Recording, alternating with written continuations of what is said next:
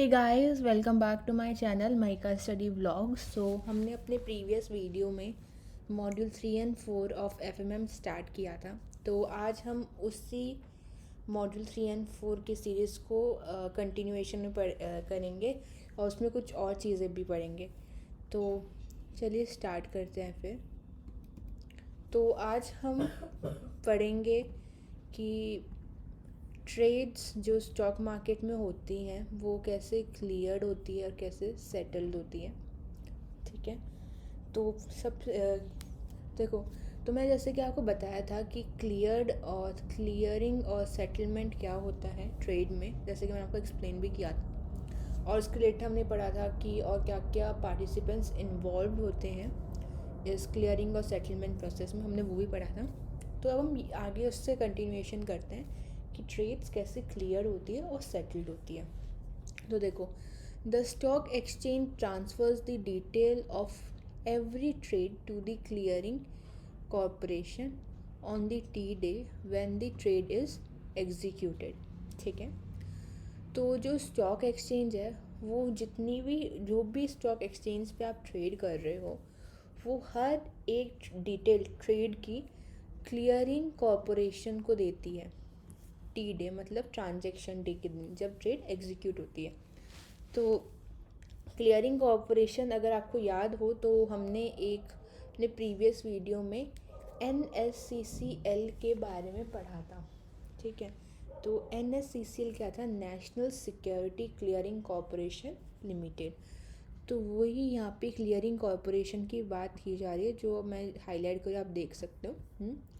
तो वो clearing corporation को एवरी डिटेल, जो भी स्टॉक एक्सचेंज है वो हर माइन्यूट से माइन्यूट डिटेल जो भी ट्रेड में होती है उसको क्लियरिंग कॉरपोरेशन को देता है। जिस दिन ट्रांजेक्शन होती है उसको हम क्या बोलते हैं? T day. यहाँ पे टी का मतलब है ट्रांजेक्शन। ठीक है, second point, the clearing corporation confirms with the clearing members before they close the trade. तो देखो, जो क्लियरिंग कॉरपोरेशन होती है ना, NSCCL, तो क्या होती है, जो भी क्लियरिंग मेंबर्स होते हैं या कस्टोडियंस होते हैं वो उनसे ही कंफर्म करती है ट्रेड के बारे में उससे पहले कि ट्रेड क्लोज हो जाए। फिर after the details are confirm the clearing bank must have sufficient funds and depository should make the shares available. तो देखो, अब जैसे क्लियरिंग मेंबर ने डिटेल्स कंफर्म कर दी तो क्या है, तो अब जैसे कंफर्म हो गई डिटेल्स, तो जो भी क्लियरिंग बैंक है उसके पास सफिशिएंट फंड होना चाहिए और जो डिपॉजिटरीज है उनके पास शेयर अवेलेबल होना चाहिए, जितने भी शेयर्स या फंड जिस बायर और सेलर को चाहिए।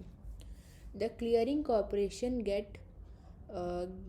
Gate funds and the securities from the clearing bank and depositories for purchase and sale of transaction respectively. तो फिर क्या होता है, जो भी क्लियरिंग कॉरपोरेशन होता है ना, NSCCL, तो उसको क्या है, उसको फंड्स और सिक्योरिटीज़ मिल जाती है क्लियरिंग बैंक्स और डिपॉजिटरीज से कि जो भी परचेज या सेल हुई है और फिर उस पर्टिकुलर डीमेट अकाउंट में चली जाती है। तो अगर आपको ये नहीं समझ में आया तो मैं आपको इस फ्लो चार्ट के थ्रू एक्सप्लेन करती हूँ।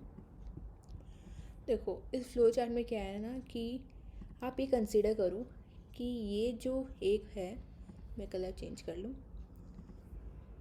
ये एक पर्सन है, बायर एक पर्सन है। ठीक है, और सेलर भी कोई पर्सन है। ठीक है, तो अब क्या है, ये दोनों ने NSC जो कि स्टॉक एक्सचेंज पे है उसमें अपने ऑर्डर्स पंच किए। ठीक है, कि जो बायर है उसको क्योंकि शेयर्स चाहिए थे और जो सेलर है उसको फंड चाहिए थे। ठीक है, तो उसने क्या किया, सेलर ने अपने शेयर्स दिए और बायर ने अपना फंड दिया, क्योंकि बायर को क्या चाहिए, सिक्योरिटीज चाहिए थी और सेलर को फंड चाहिए था।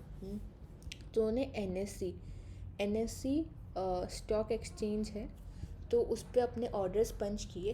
फिर जो NSC है उसने ये चीज़ किसको बेची, NSCCL को डिटेल दी कि मेरे पास ऐसा है कि एक बायर है जिसको फॉर इंस्टेंस 10 शेयर चाहिए और सेलर है जिसने 10 शेयर बेचे हैं, ठीक है। तो ये सारी डिटेल NSCCL को दे दी, और फिर NSCCL क्या करता है, जो भी क्लियरिंग कस्टोडियंस या क्लियरिंग मेंबर्स होता है उनसे वो कंफर्म करता है इस चीज़ के बारे में कि ये जो ट्रेड है वो सही है या नहीं। और फिर उसके बाद जब इनसे कंफर्म हो जाती है, जब इनसे ये कंफर्म हो जाती है तब वो क्या करते हैं, तो जो NSCCL है ना, वो क्लियरिंग बैंक्स और डिपॉजिटरीज़ को ये ऑर्डर देती है कि क्लियरिंग बैंक्स को ये कि तुम्हारे पास फ़ंड अवेलेबल होना चाहिए, और डिपॉजिटरीज़ को कहती है कि तुम इस पर्टिकुलर कंपनी के शेयर निकालो। तो फिर जब वो क्लियरिंग बैंक्स फ़ंड निकाल देते और डिपॉजिटरीज शेयर दे देते, तब वो वापस NSCCL के पास जाता है, और फिर वो NSCCL दोनों चीज़ें, फ़ंड और सिक्योरिटीज़ NSE को देते हैं। और क्योंकि बायर को शेयर चाहिए थे तो NSE बायर को शेयर दे देता है, और सेलर क्योंकि फ़ंड चाहिए था तो उसको वो फ़ंड मिल जाती है। तो ये है फ्लो चार्ट इसका। अगर आपके पेपर में ये क्वेश्चन आता है कि आप एक्सप्लेन करो इस चीज़ के बारे में कि ट्रेड कैसे सेटल्ड होती है, like how trade are cleared and settled in the stock market, तो आप इस चीज़ के बारे में लिखोगे और साथ में अगर आप डायग्राम बनाओगे, टीचर आपको हैप्पीली 5 मार्क्स दे देगी, ठीक है, क्योंकि डायग्राम बहुत इंपॉर्टेंट होता है। अब हम समझते हैं कि आपको किसको अप्रोच करना है, किसको लॉन्च करना है एज एन इन्वेस्टर कंप्लेंट, ठीक है। तो देखो, सबसे पहले क्या है, स्टेप्स इन ग्रीवेंस मैकेनिज़्म। एक स्टेप्स होते हैं कुछ, उनको फॉलो करना है। एक इसमें जो हम चीज़ें पढ़ेंगे वो बता रही हूँ। जो types of complain SEBI handle करती है उस चीज़ का। फिर मैटर्स जो कि कंप्लेन कंसिडर नहीं किए जाते हैं। फिर कैसे कंप्लेन लॉन्च करते हैं स्कोर्स में, उसके बारे में। फिर क्या लिमिटेशन होती है कंप्लेंट्स में जब आप डील करते हो। Grievance redressal mechanism at stock exchange क्या होता है। आर्बिट्रेशन, आर्बिट्रेटर क्या होता है। इम्पॉर्टेंट पॉइंट्स हमें क्या याद रखने चाहिए अगर हम आर्बिट्रेशन की प्रोसेस ले रहे हैं तो। और दूसरे अब कंप्लेंट्स के लिए जैसे कि पेंशन फंड्स हो गया और उसकी रिलेटेड चीज़ें हो गई, तो उसके लिए किसको अप्रोच करना है। तो सबसे पहले जो हमने पहला पढ़ा स्टेप्स इन ग्रीवेंस मैकेनिज्म, तो हम वो पढ़ते हैं। देखो तो क्या है, scores can launch complaint in physical form by visiting or sending the complaint to any of the offices of SEBI. Such complaint would be scanned and uploaded in the scores for processing. The salient features of scores are, तो देखो जो scores है ना वो complain launch करते हैं physical form में, ठीक है। जब आप उनको विज़िट करते हो या फिर कंप्लेन आप सेबी के ऑफिस में भेज देते हो, लाइक विया ईमेल और एनीथिंग, ठीक है। तो फिर क्या है, उन ईमेल कंप्लेंट्स को क्या है स्कैन किया जाता है और अपलोड किया जाता है स्कोर का एक वेबसाइट है उसमें प्रोसेसिंग के लिए। तो अब स्कोर्स के जो सेलियंट फीचर्स है जो आपको पूछ सकती है आपकी टीचर, तो वो ये है कि उसका 24/7 अवेलेबल रहता है, वो ऑनलाइन एक्सेस है। एन ईमेल और SMS इज जनरेटेड, एक second change the colour. An email or SMS is generated initially acknowledging receipt of complaint and allotting a unique complaint registration number unique complaint registering number to the complaint for future reference and tracking। तो क्या है, तो देखो जब आप जो score में है, जब आप कंप्लेंट लॉन्च कर देते हो तो क्या है, एक ईमेल और SMS आ जाता है कि आपकी कंप्लेंट हमने ले ली है, और वो एक आपको यूनिक कंप्लेंट रजिस्टरिंग नंबर दे देते हैं जिससे आप कंप्लेंट का रेफरेंस और ट्रैकिंग चेक कर सकते हो कि कहाँ तक पहुँची है। फिर investors can now view the status online by logging in the unique complaint registration number and provide the sending reminders. तो देखो जो भी इन्वेस्टर है जिसने कंप्लेंट फाइल किया है स्कोर में, तो क्या करता है वो उसका ऑनलाइन स्टेटस देख सकता है, क्योंकि उसको एक जब उसने कंप्लेंट रजिस्टर की तब उसको एक यूनिक कंप्लेंट रजिस्टरिंग नंबर मिला था, उसको लॉगिन करके वो देख सकता है कि उसका क्या स्टेटस है, और अगर नहीं हुआ है अभी तक क्लियर तो वो रिमाइंडर्स भी भेज सकते हैं इन्वेस्टर्स। फिर audit trail of each company, मतलब हर जो आपने कंप्लेन की है, जिस भी कंपनी के अगेंस्ट आप रिगार्डिंग आपने कंप्लेन की है, उसका पूरा देखा जाएगा ऑडिट, कि उसका जैसे बुक्स ऑफ अकाउंट्स देखे जाएंगे, उसके कैश बुक्स और सब कुछ देखे जाएंगे, ठीक है। फिर all the complain are saved in the central database which generates relevant MIS reports, enabling SEBI to take appropriate policy decisions or remedial actions if any।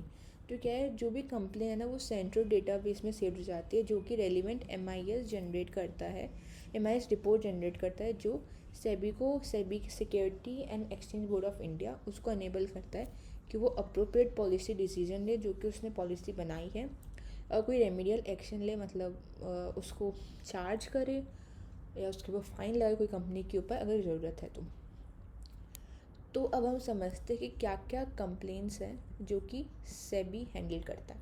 सबसे पहला है कंप्लेन